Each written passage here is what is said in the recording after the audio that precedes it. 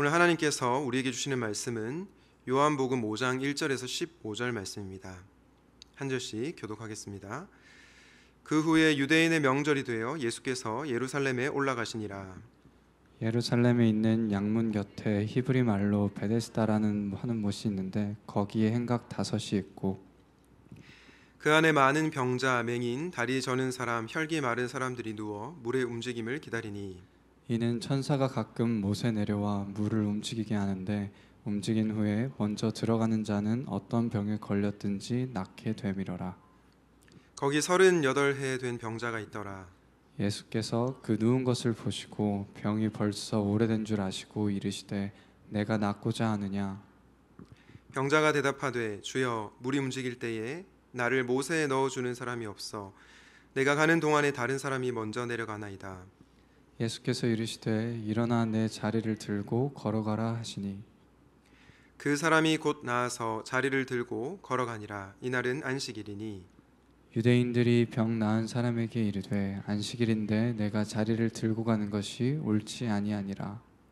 대답하되 나를 낫게 한 그가 자리를 들고 걸어가라 하더라 하니 그들이 묻되 너에게 자리를 들고 걸어가라 한 사람이 누구냐 하되 고침을 받은 사람은 그가 누구인지 알지 못하니 이는 거기 사람이 많으므로 예수께서 이미 피하셨음이라.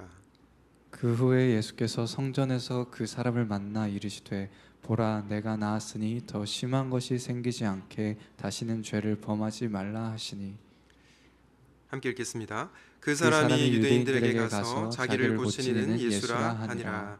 아멘. 오늘의 말씀은 세 가지 마음을 고치시는 예수님, 세 가지 마음을 고치시는 예수님이라는 제목으로 말씀을 나누도록 하겠습니다. 여러분, 10월 8일부터 행복축제, 샘물 행복축제가 시작되었습니다. 우리가 모두 이 행사에 마음을 다해서 참여하면 좋겠습니다. 특별히 2달 동안 우리가 예수 그리스도로 인하여서 행복을 누릴 수 있으면 좋겠습니다. 그런데 여러분, 우리가 어떻게 하면 행복을 누릴 수 있을까요? 사실 행복의 조건에는 여러 가지가 있습니다. 어떤 분들은 돈이 많으면 행복하다 이렇게 말을 하는 사람도 있고요. 또 어떤 사람은 맛있는 걸 먹거나 또 좋은 여행지에 가면 행복감을 느낍니다. 또 우리 집사님처럼 선한 울타리, 우리 청년들을 섬기면서 행복을 누리는 그런 분도 계십니다. 이렇게 여러 가지 조건이 있지만 저는 사람이 건강해야지 행복할 수 있다고 생각합니다. 잘 한번 생각해 보십시오. 몸이 아픈 사람이 행복하기 쉽겠습니까? 결코 쉽지 않습니다. 신체적인 질병이나 장애가 있는 사람들은요, 행복감을 누리는 것이 정말 쉽지 않습니다. 그러면 몸만 건강하면 행복할까요? 그렇지도 않습니다. 우리의 마음까지 건강해야 저와 여러분은 행복을 누릴 수 있습니다. 저는 오늘날 현대인들 중에서 마음의 병을 가지고 살아가는, 마음의 병을 앓고 살아가는 그런 사람들이 굉장히 많다고 생각합니다. 실제로 오늘날 우울증으로 인해서 고통받고 있는 그런 분들이 얼마나 많습니까? 겉으로 보면 모르지만 그 사람의 속을 들여다보면 깊은 우울증으로 힘들어하는 현대인들이 많다는 것을 알 수 있습니다. 그럼에도 불구하고 우리는 이 어려움과 이 아픔을 주님께로 가져와야 됩니다. 여러분, 요즘 상담하면은 누가 떠오르십니까? 상담하면 어떤 분이 떠오르세요? 네, 정답입니다. 오은영 박사님이 떠오를 겁니다. 오은영 박사님에게 1시간 30분 상담을 받으면 얼마를 내야 하는지 아십니까? 70만 원? 네, 틀렸습니다. 네. 그 90분에 81만 원을 내야 된다고 들었습니다. 결코 적은 금액이 아니죠. 그래서 누군가가 무슨 90분 상담에 81만 원이나 내냐, 너무 비싼 거 아니냐 이런 말을 했습니다.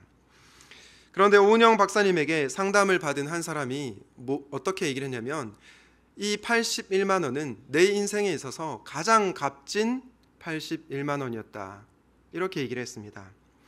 왜냐, 다른 사람들에게는 상담을 받아도 전혀 자기의 문제가 해결되지 않는데 오은영 박사님하고 90분을 만났더니 바로 자신의 마음의 문제가 해결되었기 때문입니다. 그래서 상담료 81만 원이 내 인생에서 가장 값진 금액이다라고 얘기를 했던 것이죠. 이렇게 우리들은 우리 마음의 문제가 해결되고 건강하기를 원합니다. 누구나 행복하기를 원합니다. 그런데 저는 오늘 여러분들이 81만 원을 내지 않고도 마음의 아픔을 치료받고 또 행복을 누릴 수 있는 비결을 소개하고자 합니다. 눈치채셨겠지만 바로 예수 그리스도께로 나오는 것입니다. 왜냐하면 예수님은 우리의 마음을 고치시는 분이시기 때문입니다. 바라기는 오늘 말씀을 통해서 여러분의 마음이 고침을 받고 진정한 행복을 누리게 되시기를 주님의 이름으로 축원드립니다. 우리의 마음을 고치시는 예수님은 저와 여러분의 어떤 마음을 고치실까요? 첫 번째는 낙심입니다. 예수님은 낙심한 자를 고치시는 분이십니다. 우리 사진 하나를 보실까요? 사진을 보시면 제가 예전에 청년의 모임 때 설교하면서 보여드렸던 사진인데 아기 코끼리가 발목이 말뚝에 있는 새끼줄에 묶여 있습니다. 오랜 기간 묶여 있었는데요. 나중에 성인 코끼리가 되어서도 이 새끼줄을 끊지 못한다, 그런 말을 합니다. 물론 이건 낭설로 실제 코끼리는 크면은 새끼줄을 끊을 수 있다고 합니다. 그런데 저는 이것이 사실이냐 거짓이냐 이 여부를 떠나서 어떤 말씀을 드리려는지 아시겠죠? 오랜 기간 뭔가 내가 노력해도 되지 않는 그런 경험을 계속해서 하게 되면 나중에 시간이 흘러도 무기력감에 빠지게 되고 낙심에 빠져서 아무 시도도 하지 않는다는 것입니다. 이게 바로 심리학 용어로 학습된 무기력이라고 하고요, 또 낙심감이라고 할 수 있겠습니다. 오늘 본문에 보면 딱 이런 마음을 가진 사람이 등장합니다. 우리 요한복음 5장 5절을 보겠습니다. 거기 38해 된 병자가 있더라. 여러분, 이 병자가 병에 걸린 지 얼마나 되었습니까? 38년 되었습니다. 어떤 병이었냐면 걷지 못하는 병이었습니다. 태어날 때부터 걷지 못해서 무려 38년 동안 걷지 못하는 그런 아픔을 가지고 살아간 사람이었습니다. 여러분, 그러면 이 사람의 마음 깊은 곳에 어떤 감정이 있을까요? 저는 핵심 감정이 낙심이라고 생각합니다. 즉, 이 병자는 학습된 무기력감과 낙심감에 빠져서 아무런 기대도 소망도 하지 않고 살아왔던 것입니다. 실제로 예수님께서 이 38년 된 병자에게 네가 낫고자 하느냐 물으셨을 때 이 병자는 네, 낫기를 원합니다 라고 말을 하지 않고요, 주님, 아무도 나를 도와주는 사람이 없습니다라고 자포자기하듯이 대답하는 것을 보게 됩니다. 여러분이 만약에 이 38년 된 병자의 병을 앓고 있다고 한번 상상을 해보십시오. 여러분이 태어났는데 걷지 못했다고 가정해 봅시다. 그리고 38년 동안 걷지 못하는 그 병에 시달리고 있다고 생각해 보십시오. 얼마나 괴롭겠습니까? 어쩌면 처음에는 이 병자는 자기의 병이 나을 수 있을 거라고 기대를 품었을지 모릅니다. 그리고 이 병자의 부모님이나 주변 사람들이 아마 시간이 지나면 너의 병이 나을 수 있을 거야, 이렇게 격려를 했을 수도 있습니다. 그런데 10년이 흐르고 20년이 흐르고 30년이 흘러가면서 이 사람의 마음 가운데는 내 삶은 달라지지 않을 거야, 내 질병은 절대 고쳐지지 않을 거야 라는 그런 낙심감이 찾아왔을 것입니다. 사랑하는 여러분, 이 낙심한 병자에게 우리 예수님께서 찾아오셨습니다. 왜 찾아오셨습니까? 1차적으로는 이 육신의 질병을 고치시기 위해서 찾아오셨지만 사실은 이 병자의 내면을, 마음을 치유하시기 위해서 오신 것입니다. 예수 향남교회의 담임 목사님이신 정갑신 목사님이란 분이 계시는데요, 이분의 막내딸이 중고등학교 시절에 심하게 방황을 했습니다. 그리고 지금 이 딸이 청년의 나이인데 청년 시절까지 그리 신앙이 없었다고 합니다. 그냥 쿠팡에서 일주일 2번 정도 아르바이트를 하고 번 돈으로 먹을 걸 사 먹고 담배를 피고 그냥 자유롭게 살아가는 청년이라고 합니다. 그리고 주일에는 교회에 나오지 않는다고 합니다. 여러분, 이 목사님의 마음이 어땠을까요? 제가 목회자라서 저는 이 얘기를 들으면서 마음이 너무 힘들었습니다. 왜냐하면 목회자가 자신의 자녀에 대한 그런 부담감이 있거든요. 어떤 부담감이냐면 목회자 자녀는 신앙이 좋아야 한다는 그런 부담감입니다. 아마 이 목사님에게도 이런 부담감이 있었을 겁니다. 그럼에도 불구하고 목사님은 굉장히 솔직한 분이셔서 전 교인들에게 본인 딸의 상태에 대해서 얘기를 하고 제발 교회에 나올 수 있도록 기도해 달라고 부탁을 했다고 합니다. 그래서 이 교회 성도님들의 전체의 중보 기도 제목이 뭐냐면 주님, 담임 목사님의 딸이 교회에 나오게 해주십시오. 이게 바로 교회의 기도 제목이라고 합니다. 그런데 여러분, 왜 이 딸이 이렇게 살아갔을까요? 저는 생각해 보건대 이 딸에게 학습된 무기력감 혹은 낙심이 있었을 거라는 생각이 듭니다. 내가 노력해도 아무런 변화가 없고 내 삶에 달라지는 것이 없으니까 그냥 일주일에 2번 아르바이트 하면서 적당히 살아가는 거죠. 어쩌면 이 친구도 학습된 무기력감에 빠져서 살아갔던 것은 아닌지 모르겠습니다. 처음에는 목사님이 자신의 딸에 대해서 굉장히 실망하고 화가 났다고 했습니다. 그러다가 기도하던 중에 자신이 이 목사님의 딸을 사랑하는 것이 아니라 자녀에 대한 기대를 딸보다 더 사랑한다는 것을 깨닫게 되었습니다. 그리고 딸에게 찾아가서 이렇게 말했다고 합니다. 사랑하는 딸, 내가 너보다 너에 대한 나의 기대를 더 사랑했던 것 같아. 미안해. 나는 너를 지금부터 있는 모습 그대로 사랑할 거야. 네 삶이 달라지지 않는다 할지라도 나는 너가 40살이 될 때까지 기다려줄게. 아니, 그 이상이 되더라도 나는 언제나 너를 기다릴게. 이렇게 말을 했다고 합니다. 참 놀라운 것은요, 이 딸에게 최근에 조금씩 변화가 일어나기 시작했다는 겁니다. 나오지 않던 교회를 나오게 되었고 최근에는 청년부 수련회도 갔다고 합니다. 물론 여전히 반복되는 실패와 넘어짐이 있지만 그럼에도 불구하고 예전에 비해서 이 딸의 삶이 많이 바뀌었습니다. 왜 그럴까요? 그 이유는 딸에 대한 목사님의 조건 없는 사랑 때문이었습니다. 여러분이 목사님의 사랑은 누구의 사랑을 닮았을까요? 바로 예수님의 사랑을 닮았습니다. 예수님께서는 우리보다 우리를 향한 그분의 기대를 더 사랑하지 않으셨습니다. 그저 우리를 있는 모습 그대로 사랑하셨습니다. 저와 여러분이 변화되기를 간절히 원하시지만 그저 묵묵히 기다리셨습니다. 이 사랑을 알기에 저와 여러분이 이 자리에 앉아 있는 것 아니겠습니까? 사랑하는 청년 여러분, 혹시 여러분 가운데 변화되지 않는 삶의 현실로 인해서 낙심한 분이 계십니까? 그렇다면 여러분의 마음을 우리 주님께 솔직하게 토로하시기를 바랍니다. 그럴 때 예수님께서는 여러분의 낙심감을 고쳐주시고 여러분의 그 무기력감을 고쳐주실 것입니다. 바라기는 이 예수 그리스도 안에서 우리의 낙심이 회복되고 진정으로 행복한 인생을 살게 되시기를 주님의 이름으로 축복합니다. 우리의 마음을 고치시는 예수님은 저와 여러분의 어떤 마음을 고치실까요? 두 번째는 이기심입니다. 여러분은 죄를 무엇이라고 생각하십니까? 보통 기독교 교리를 배우면 죄는 하나님의 말씀에 불순종하는 것이다. 혹은 죄는 불법이다. 이렇게 배웁니다. 물론 이것도 죄의 정의가 맞는데요.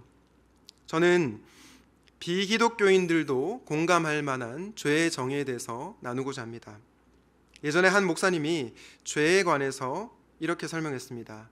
여러분, 죄가 영어로 무엇입니까? sin이죠. 그런데 이 sin, sin에서 i가 커지는 것이 바로 죄입니다. 즉 죄는 자기 중심성입니다. 이렇게 말을 했습니다. 굉장히 탁월한 설명 아닙니까? 저는 이 설명에 깊이 공감되었습니다. 그렇습니다, 여러분. 죄는 자기 중심성입니다. 그리고 이 자기 중심성과 이기심은 일란성 쌍둥이입니다. 오늘 본문에 보면 자기 중심성과 이기심에 가득 찬 무리들이 등장하는데요. 요한복음 5장 2절부터 4절 말씀과 7절을 보겠습니다. 2절부터 4절까지는 제가 읽고 7절은 여러분들이 읽어주시면 감사하겠습니다. 예루살렘에 있는 양문 곁에 히브리 말로 베데스다라 하는 연못이 있는데 거기 행각 5이 있고 그 안에 많은 병자, 맹인, 다리 저는 사람, 혈기 많은 사람들이 누워 물의 움직임을 기다리니 이는 천사가 가끔 못에 내려와 물을 움직이게 하는데 움직인 후에 먼저 들어가는 자는 어떤 병에 걸렸든지 낫게 되밀어라. 병자가 대답하되 주여 물이 움직일 때 나를 못에 넣어주는 사람이 없어 내가 가는 동안에 다른 사람이 먼저 내려가나이다. 여러분, 베데스다 연못에는 신화가 있었습니다. 어떤 신화였냐면 천사가 이렇게 하늘에서 내려와서 물을 휘저을 때 그때 가장 먼저 들어가는 사람이 병이 낫는다, 그런 신화가 있었습니다. 이 신화를 믿은 병자, 시각장애인, 다리 저는 사람, 혈기 마른 사람들은 어땠을까요? 천사가 내려오고 물이 이렇게 휘젓는다는 소문이 들려올 때 자기가 가장 먼저 빨리 뛰어갔습니다. 왜냐하면 자신이 고침을 받고 싶은 마음이 컸기 때문이죠. 사실 38년 된 병자는 걷지를 못했기 때문에 항상 첫 번째로 도착할 수 없었습니다. 그래서 그 마음 가운데 깊은 낙심이 있었을 것입니다. 나는 걷지를 못하니까 이렇게 치료를 받을 수 없었구나 하는 그런 깊은 낙심에 빠져 있었을 것입니다. 사실 38년 된 병자 말고도 시각장애인이나 혹은 혈기 마른 사람, 다른 모든 사람들도 자신의 장애와 질병으로 인해서 큰 고통을 겪었을 것입니다. 그러다 보니 나의 아픔에 집중할 수밖에 없었죠. 저는 이들이 자기의 아픔에만 집중한 것이 한편으로 이해가 됩니다. 왜냐? 세상에서 가장 큰 고통은 내가 겪는 고통이기 때문이죠. 오죽하면 남이 큰 질병에 걸린 것보다 내 손가락이 다친 것이 더 고통이 크다고 하지 않겠습니까? 이렇게 고통의 경중을 비교하는 것은 어렵고 내가 겪는 고통이 타인의 고통보다 크다는 것은 충분히 이해할 만합니다. 문제는 무엇입니까? 내가 겪는 고통에만 집중하다 보니 타인의 고통에 무감각해진다는 것입니다. 내 문제만 해결되면 내 옆에 사람들은 어떻게 살아가든지 상관이 없다는 것입니다. 그래서 이 세상이 이렇게 고통을 받고 있는 것입니다. 산둥수용소라고 하는 책이 있는데요. 이 책의 저자인 랭던 길키는 일본이 진주만을 공격한 지 얼마 안 돼서 산둥에 있는 수용소에 수감이 됩니다. 이 산둥수용소라고 하는 책은요, 2년 반 동안 수용소 경험을 바탕으로 쓴 책입니다. 이 수용소에서는 인간의 이기심이 얼마나 지독한지를 잘 알 수 있습니다. 수감소 한 방에는 9명의 사람이 살고 있었고요. 똑같은 사이즈의 방에는 11명이 살고 있었다고 합니다.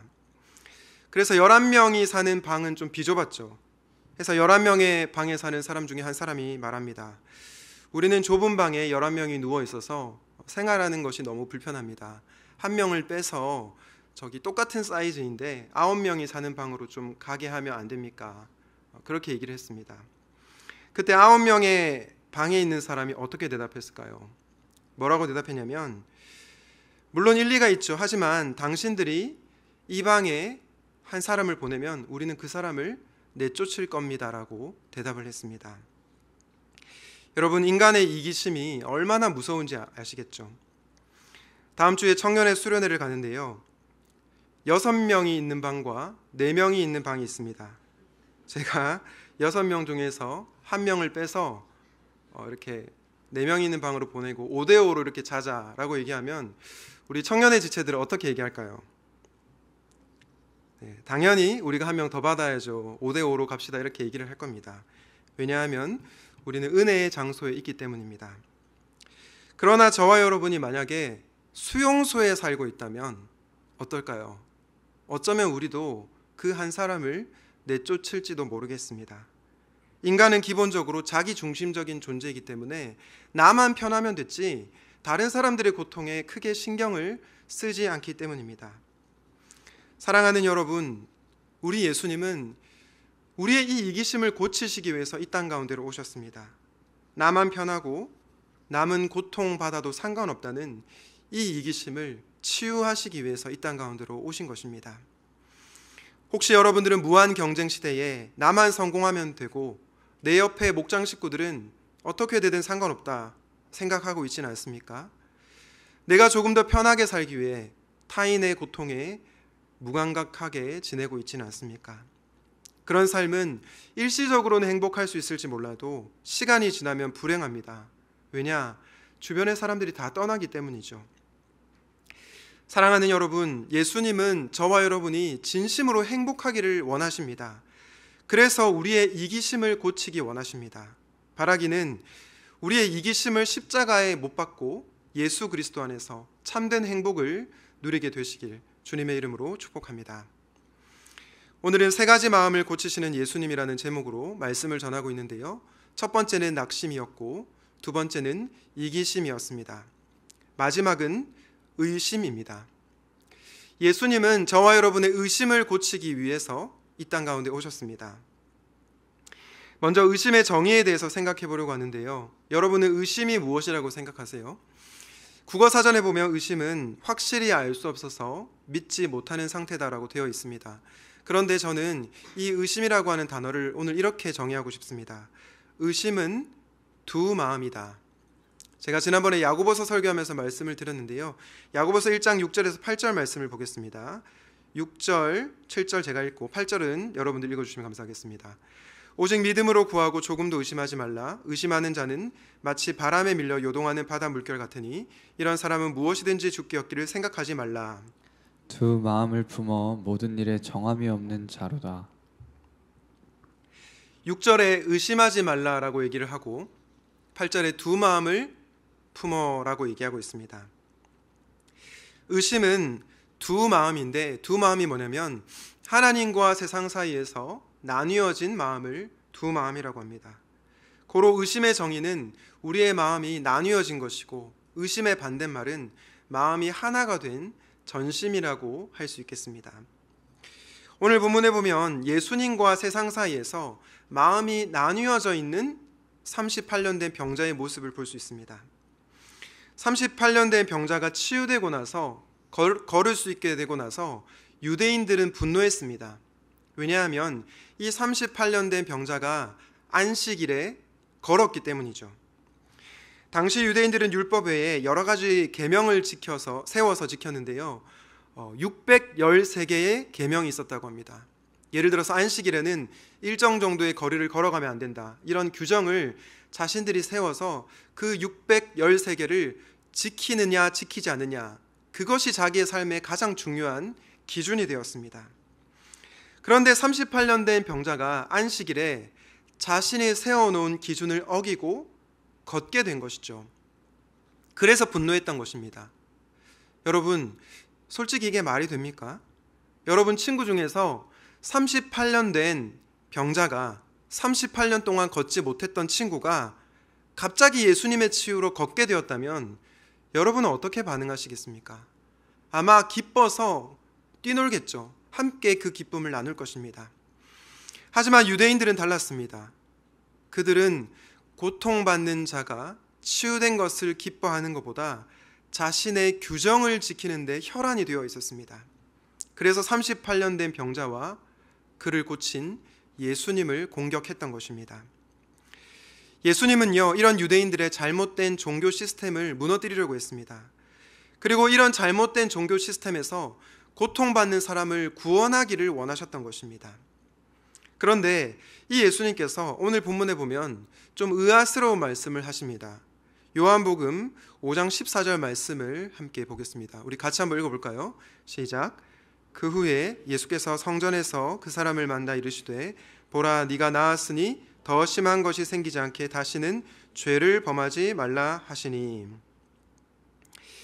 예수님께서 38년 된 병자를 치유하시고 나서 너는 죄를 범하지 말라 말씀하십니다. 어떤 분들은 이 말씀을 오해해서 이 병자가 병에 걸린 것이 죄를 지어서 병에 걸린 것이구나, 이렇게 오해를 합니다. 그런데 요한복음 9장에 보면 그렇지 않다는 것을 알게 됩니다. 요한복음 9장에 시각장애인이 나오는데요. 제자들이 예수님께 묻습니다. 주님, 이 시각장애인이 장애를 가지게 된 것이 이 사람의 죄입니까? 아니면 이 사람의 부모님의 죄입니까? 물어봅니다. 그때 예수님께서 뭐라고 답변하시냐면 이 사람의 죄도 아니고 이 사람의 부모의 죄도 아니고 하나님께서 하시고자 하는 일을 나타내기 위함이라고 대답합니다. 즉, 내가 죄를 지었기 때문에 병에 걸린다, 이 논리는 말이 안 된다는 것이죠. 그러면 왜 예수님께서는 이 병자에게 죄를 짓지 말라고 하신 것입니까? 어떤 죄를 짓지 말라고 하신 것입니까?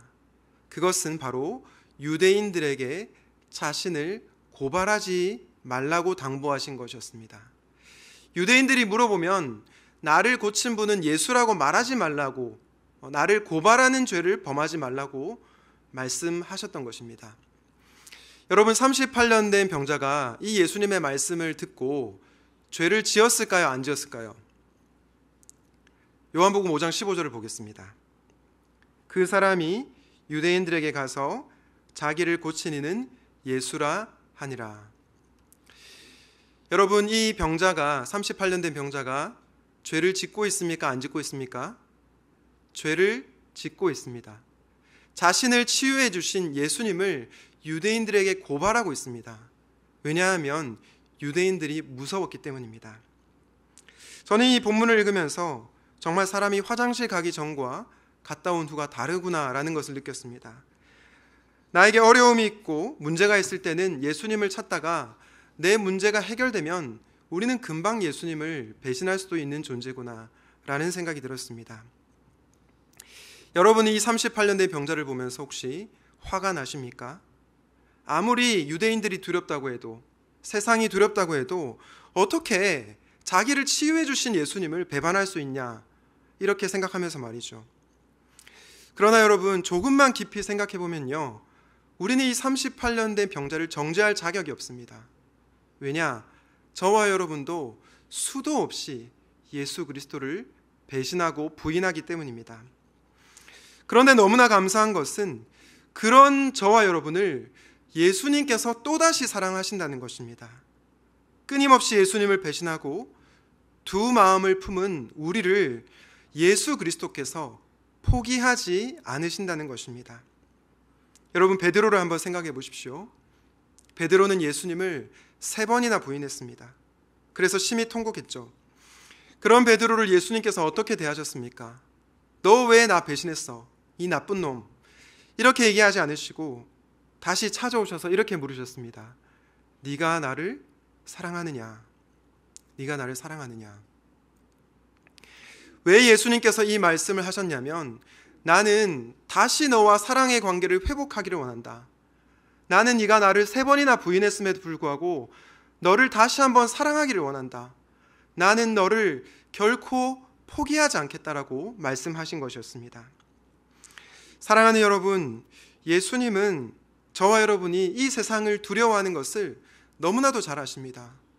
저와 여러분이 한 번만 넘어지는 것이 아니라 넘어지고 또 넘어지는 것을 잘 아십니다. 그럼에도 불구하고 예수님은 저와 여러분을 포기하지 않고 또다시 사랑하십니다. 이 예수 그리스도께로 나아오십시오. 그리고 여러분의 두 마음을 솔직하게 고백하십시오.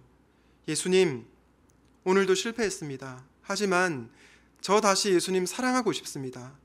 저에게 다시 한번 용기 주셔서 예수님을 전심으로 사랑할 수 있도록 도와주십시오. 이렇게 기도하시기 바랍니다. 그리하여 예수님 안에서 우리의 의심, 두 마음이 치유되고 예수 그리스도를 다시 사랑하게 되시기를 주님의 이름으로 축복합니다. 말씀을 맺겠습니다. 설교 초두에 언급한 것처럼 우리의 마음이 건강하지 못하면 저와 여러분은 결코 행복할 수 없습니다. 그래서 예수님은 저와 여러분의 마음을 고치시기 위해서 우리 가운데로 찾아오셨습니다. 이 예수님께서 얼마나 존귀하신 분이십니까?